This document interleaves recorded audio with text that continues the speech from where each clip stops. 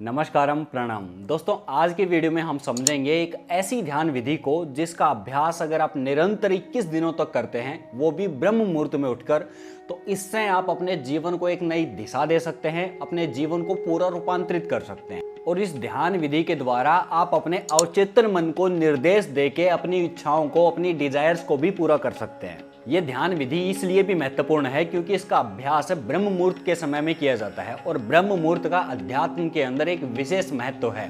तो इससे पहले कि हम ध्यान की विधि को समझें, सबसे पहले हम ब्रह्म मुहूर्त को समझते हैं। ब्रह्म मुहूर्त का समय क्या है, किस पर्टिकुलर टाइम को ब्रह्म मुहूर्त कहा जाता है, कितना समय होता है और इसका इतना महत्व क्यों बताया गया है। देखिए, ब्रह्म मुहूर्त प्रातःकालीन 1 घंटा 24 मिनट का जो पर्टिकुलर टाइम होता है उसको ब्रह्म मुहूर्त कहा जाता है।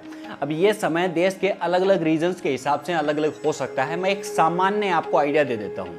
सुबह अगर 4:30 से लेके और 6 बजे तक का जो बीच का समय माना गया है, इसको ब्रह्म मुहूर्त कहा जाता है। और इस समय के अंदर अगर कोई गतिविधि की जाए, इस समय के अंदर कोई अभ्यास किया जाए, तो उसका परिणाम कई गुना बढ़ के हमें मिलता है। ब्रह्म मुहूर्त का जो ये पर्टिकुलर टाइम है, इसको अमृत वेला भी कहा जाता है। ब्रह्म मुहूर्त 2 शब्दों के मेल से बना है, ब्रह्म और मुहूर्त। ब्रह्म का जो शाब्दिक अर्थ अगर निकालते हैं, ब्रह्म का जो भाव निकलता है वो है ज्ञान से, ज्ञान का प्रतीक है। और मुहूर्त को जो होता है ये पर्टिकुलर टाइम को दर्शाता है। तो जो ज्ञान का समय होता है उसको ब्रह्म मुहूर्त कहा जाता है, या ज्ञान ग्रहण करने का जो समय होता है, ज्ञान का चिंतन करने का जो समय होता है, उसको ब्रह्म मुहूर्त कहा जाता है। दोस्तों, शास्त्रों के अनुसार इस ब्रह्मांड में हमारे अलावा और भी बहुत सारी सूक्ष्म शक्तियां हैं और इन देवीय शक्तियों की सूक्ष्मता इतनी है कि हम इनको प्रत्यक्ष रूप से तो नहीं दे सकते, लेकिन ये हमें प्रभावित करती हैं, इनसे हमें ऊर्जा भी मिलती है। और सुबह ब्रह्म मुहूर्त के समय ये ब्रह्मांड में विचरण करती हैं। और इस समय अगर उपासना, ध्यान, साधना, अध्ययन, अध्यापन, चिंतन किया जाए तो उसका परिणाम कई गुना बढ़ के हमें मिलता है। और यही कारण है कि जितने भी साधना स्थल हैं, जितने भी पूजा स्थल होते हैं, मंदिर होते हैं, जितने भी किसी भी धर्म का कोई भी साधना स्थल हो, वहाँ पे पूजा पाठ जो है वो सुबह ब्रह्म मुहूर्त के समय ही शुरू हो जाती है। ये जादू है इस समय का। और इस समय बहने वाली वायु को अमृत वायु कहा जाता है। क्यों कहा जाता है? क्योंकि इस वायु के अंदर प्राण ऊर्जा सबसे ज्यादा होती है। रिसर्चेज के अंदर भी ये चीज देखी गई है कि ब्रह्म मुहूर्त के अंदर जो वायु होती है उसके अंदर प्राणिक ऊर्जा या नवजात ऑक्सीजन, न्यू जनरेटेड ऑक्सीजन जो होती है वो सबसे ज्यादा होती है। और ये हमारे शरीर के अंदर जाके शरीर के अंदर भी प्राणिक ऊर्जा के स्तर को बढ़ा देती है। योग के जितने भी अभ्यास हैं उनका मुख्य उद्देश्य ये होता है कि शरीर के अंदर प्राण ऊर्जा को हम बढ़ा सकें। और सुबह ब्रह्म मुहूर्त का ये जो समय है, ये प्राण ऊर्जा को बढ़ाने के लिए सबसे अच्छा समय है। और रिसर्चेज में ये चीज भी देखी गई है कि जो लोग सुबह जल्दी ब्रह्म मुहूर्त के समय में उठ जाते हैं, वो बाकी लोगों के मुकाबले ज़्यादा स्वस्थ मिलेंगे, मेंटली ज़्यादा स्टेबल्ड मिलेंगे और उनके जीवन में खुशी और आनंद बाकी लोगों के मुकाबले ज़्यादा रहेगा। अब आप समझ गए होंगे कि ब्रह्म मुहूर्त क्या है और इसको इतना महत्व क्यों दिया गया है। अब हम डायरेक्ट चलते हैं ध्यान की विधि की तरफ, उसको समझते हैं, उसकी विधि क्या है उसको जानते हैं। इस ध्यान विधि को अगर आप लगातार 21 दिनों तक करते हैं और प्रतिदिन सुबह के वक्त ब्रह्म मुहूर्त में सिर्फ 10 मिनट आप देते हैं खुद को, तो इससे आप अपने पूरे जीवन को तो रूपांतरित कर ही सकते हैं, साथ ही अपनी कुछ डिजायर्स, इच्छाओं को भी पूरा कर सकते हैं। क्योंकि इस विधि के दौरान हम अपने आज्ञा चक्र को स्टिमुलेट करते हैं और स्टिमुलेशन के साथ में कुछ विजुअलाइजेशंस करते हैं। इन विजुअलाइजेशंस को हम आज्ञा चक्र के थ्रू पूरा करने की कोशिश करते हैं, क्योंकि आज्ञा चक्र जो है ये आज्ञा का स्थान माना जाता है। आज्ञा चक्र के ऊपर जब आप अपनी चेतना और ऊर्जा को एकत्रित करके किसी चीज का भाव करते हैं, तो वो बात, वो शब्द जो है वो आपके सबकॉन्शियस माइंड में पहुंचते हैं। और सबकॉन्शियस माइंड में जब कोई चीज़ पहुंच जाती है तो वो क्रिएट होने लगती है, उसकी उस प्रकार की परिस्थितियां बनने लगती हैं। तो हमारा पूरा ध्यान इसमें आज्ञा चक्र को स्टिमुलेट करने और अपना विजुअलाइजेशन करने के ऊपर रहेगा। आज्ञा चक्र के ऊपर केंद्रित होकर जब हम कोई संकल्प करते हैं या प्रार्थना को दोहराते हैं तो वो जल्दी पूरी होती है, क्योंकि उसके पीछे का कारण है, क्योंकि इस चक्र की फंक्शनैलिटी ही इसी प्रकार की है, यही काम है इस चक्र का। इस ध्यान विधि को करने के लिए सर्वप्रथम जो भी संकल्प आपका हो, जो भी प्रार्थना आपकी हो या जो डिजायर आपकी हो, उसको अच्छी प्रकार से डिजाइन कर लें, लिख लें, ताकि आप प्रार्थना के समय उसको दोहरा सकें, उसके बारे में चिंतन कर सकें। अब इस विधि का अभ्यास करने के लिए आपको सुबह ब्रह्म मुहूर्त में उठ जाना है। उठने के बाद में पानी पिएं, शौच आदि से निवृत्त हों, बाकी नित्य क्रम जो होते हैं उनसे निवृत्त हो जाएं।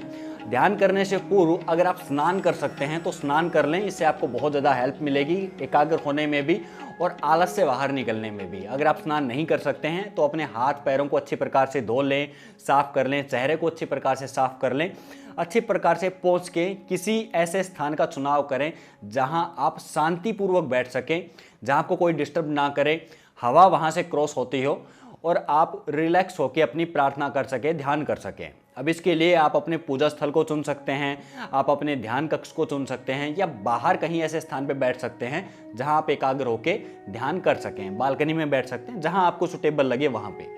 अब वहां बैठने के बाद आपको क्या करना है उसको समझिए। अब इस ध्यान को करने के लिए आप एक आसन का चुनाव कर लें। आसन माने कोई भी एक दरी ले लें, योगा मैट ले लें या फिर कोई भी चादर को फोल्ड करके आप बिछा सकते हैं जिस पे आप कंफर्टेबली होके बैठ सकें। डायरेक्ट अगर आप जमीन के ऊपर बैठोगे तो ये ठीक नहीं रहेगा, इससे आपके साथ में कनेक्शन बनेगा। तो आप कोई भी आसन या फिर कोई भी दरी इस प्रकार का जिसके ऊपर आप आसानी से कंफर्टेबल होके बैठ सकें उसका चुनाव कर लें। उसके ऊपर आप क्रॉस लेग करते हुए किसी भी मेडिटेटिव पोजीशन में आके बैठ जाएं। आंखें बंद कर लें। आंखों को बंद करते हुए इस बात का विशेष ध्यान रखें कि आंखों पर कोई तनाव नहीं होना चाहिए। चेहरे को थोड़ा ऑब्जर्व करें, रिलैक्स करें।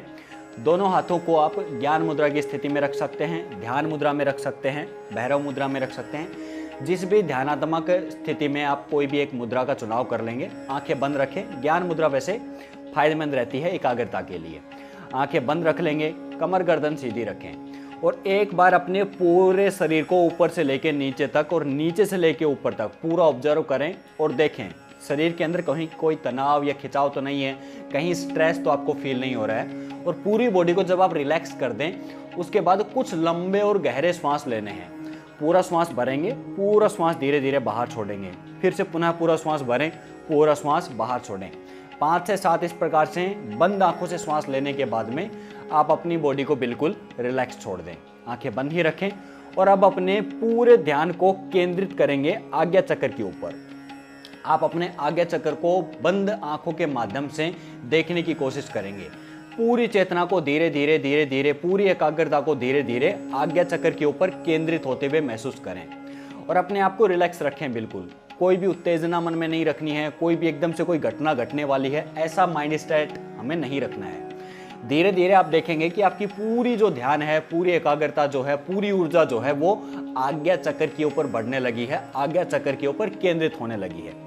और जब पूर्ण तरीके से आप आज्ञा चक्र के ऊपर केंद्रित हो जाएं, उसके बाद एक लंबा और गहरा श्वास आपको अंदर भरना है। श्वास पूरा अंदर भरने के बाद में आपको वो संकल्प आपको दोहराना है जो आपने पहले निर्धारित किया था, श्वास को अंदर होल्ड रखते हुए ही। तो आपको जितना हो सकता है 1 बार या 2 बार सहजता के साथ में जितनी बार आप कर सकते हैं दोहराएं उसको। उसके बाद धीरे धीरे श्वास को बाहर छोड़ दें। अब यहाँ ध्यान देने वाली विशेष बात यह है कि जब आप संकल्प दोहरा रहे हों अपने मानसिक तौर पे, तो उस समय केवल ये शाब्दिक नहीं होना चाहिए कि आप बस मानसिक रूप से बोले जा रहे हैं, आपको शरीर के अंदर से कुछ अनुभव नहीं हो रहा। जैसा वो संकल्प पूरा होने के बाद में आप खुशी और आनंद अनुभव करेंगे, आपको संकल्प दोहराते हुए वैसा ही अनुभव करना है। आपको अंदर से आपके भाव भी उस प्रार्थना के साथ में जुड़े होने चाहिए। अब इसमें ध्यान देने वाली बात यह है कि इसमें श्वास आप नाक से भरेंगे, श्वास को अंदर रोकेंगे, अपने संकल्प को भावों के साथ दोहराएंगे, लेकिन श्वास छोड़ते हुए आप हमेशा अपने मुंह से श्वास को बाहर छोड़ेंगे। 10, 20, 30 सेकंड तक आप आराम से संकल्प करते हुए श्वास को अंदर रोक के रख सकते हैं। जैसे ही आपने श्वास को मुख से बाहर छोड़ा, 2 से 4 सेकंड तक रिलैक्स करें, आराम करें। उसके बाद फिर से पुनः श्वास भरें और इसी प्रकार से संकल्प दोहराएं। लगातार सुबह 10 मिनट तक अगर इस अभ्यास को आप दोहराते हो, वो भी ब्रह्म मुहूर्त के समय में, और लगातार अगर ये 21 दिन तक ये प्रक्रिया चलती है, तो आप इससे बहुत रूपांतरण देखेंगे अपने जीवन के अंदर। आप जो चीज़ें करना चाहते हैं, जीवन में पाना चाहते हैं, जीवन में जैसा होना चाहते हैं, इससे आपको बहुत हेल्प मिलेगी। वो चीज़ें आपकी तरफ केंद्रित होने लगेंगी, आपकी तरफ आकर्षित होने लगेंगी, क्योंकि इसके पीछे का जो विज्ञान है वो ब्रह्म मुहूर्त का एक विशेष समय है। और उसके बाद में जो सबसे सेकेंडरी, सबसे इंपॉर्टेंट चीज़ है वो है आपका आज्ञा चक्र। आज्ञा चक्र के ऊपर अगर ऊर्जा को केंद्रित करके कोई भी आप संकल्प करते हो तो वो पूर्ण होना ही है।